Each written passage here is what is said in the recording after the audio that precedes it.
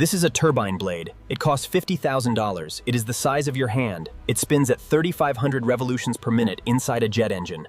Every commercial aircraft flying today carries between 60 and 100 of these blades in its hottest turbine stage. Derby, England, the birthplace of the jet engine.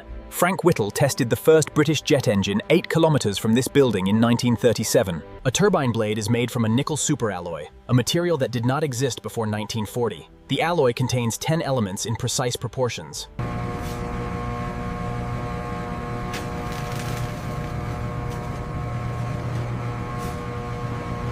The vacuum induction melting furnace removes dissolved gases from the liquid alloy, as well as preventing oxidation. The turbine blade is made by the lost wax casting process, a technique 5,000 years old, now executed to tolerances of 0.1 millimeters. Inside this wax pattern is a ceramic core, but a fragile structure of the same geometry as the internal cooling passages of the finished blade. The ceramic core for one turbine blade contains 47 separate internal features: channels, pedestals, film cooling. The ceramic shell is built up layer by layer around the wax pattern.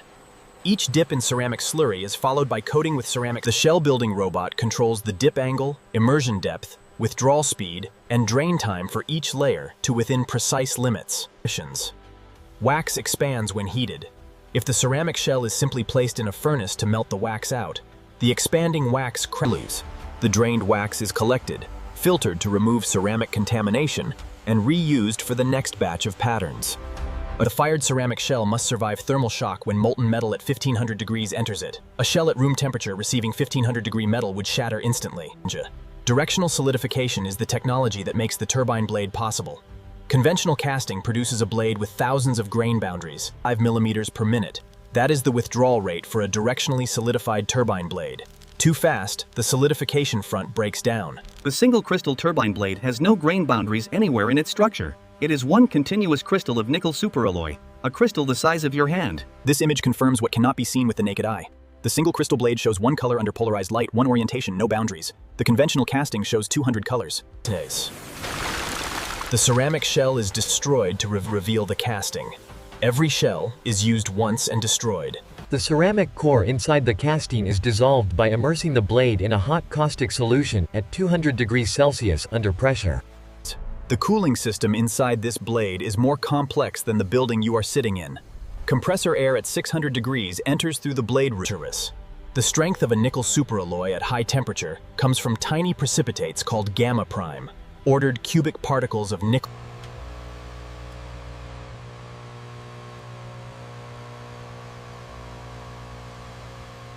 The cast blade is not yet the finished blade. The root, the part that locks into the turbine disc, must be ground to a tolerance of 0.025 millimeters. The form grinding wheel wears during use. A worn wheel produces an undersized root that fails the dimensional inspection. Film cooling holes are 0.3 millimeters in diameter. There are between 20 and 200 of them in a single blade, depending on the design. They cannot be drilled with a conventional drill.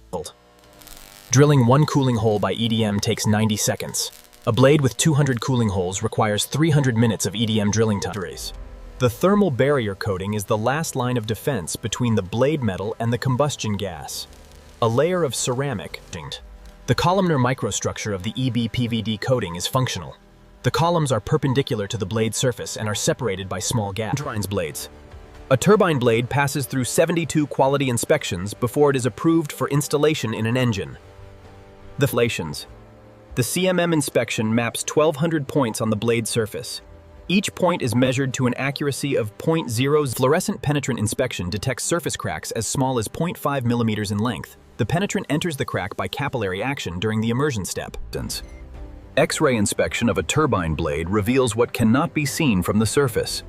Core shift, the ceramic core moving. Fatigue testing proves that the blade can survive the vibratory loads of engine operation for its full design life. Every new blade design is tested to 10 times the design life. Every turbine blade has a unique serial number. From the day it is tagged, every event in its life, which engine it is installed in, which aircraft that engine powers. The turbine disc carrying 80 blades at 3,500 RPM is a stored energy device. At operating speed, the centrifugal force on each blade is 20 tons. The fir tree root geometry creates 6 contact surfaces between the blade and the disc. The load is shared across all 6 surfaces simultaneously. The spin test verifies the assembled turbine stage at operating speed before it enters the engine. The facility is a reinforced concrete. The engine test burns 4 tons of fuel per hour at full power. A 200-hour engine certification test burns 800 tons of fuel. The passengers on this aircraft do not know what a turbine blade is. They do not know the temperature at the engine they are flying. 3 minutes after takeoff, those blades are at 1700 degrees. They will hold that temperature for the next 10 hours. They have done it 5,000 times before. This blade costs $50,000. It is the size of your hand. It has no grain boundaries. It operates above its own melting point. The most extreme engineering in the world does not look extreme. It looks like this. The master alloy used to cast turbine blades is itself a certified material. Every ingot carries an analysis certificate. This certificate is the chain of custody document for the material in your aircraft engine. If a blade is removed from service with an anomalous behavior zone, after 15,000 flight hours, a turbine blade is returned for inspection and refurbishment. The thermal barrier coating is stripped. The borescope inspection of internal passages can detect a cooling hole blockage 0.3 millimeters in diameter from a distance of 50 millimeters inside the blade. When the blade is returned for refurbishment, the worn tip is restored by laser powder deposition, adding material back to the exact original dimension. The material deposited by laser powder deposition must have the same chemical composition and microstructure as the original blade alloy. a refurbished blade must pass the same 72 quality inspections as a new blade before it is returned to service. A scrap turbine blade contains approximately 300 grams of nickel superalloy worth $80 at current alloy prices. The rhenium content is worth $45.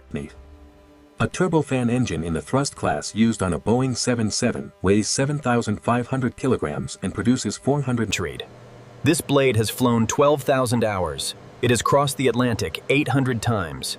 It has reached 1,700 degrees. The next generation turbine blade operating temperature target is 1,800 degrees Celsius. The current limit is 1,700. Computational fluid dynamics simulation allows the engineers to change the cooling hole position on screen and see the resulting temperature change in the simulation within 2 hours. Ceramic matrix composite turbine blades have been in development since 1985. The material is 40% lighter than nickel superalloy and retains its strength.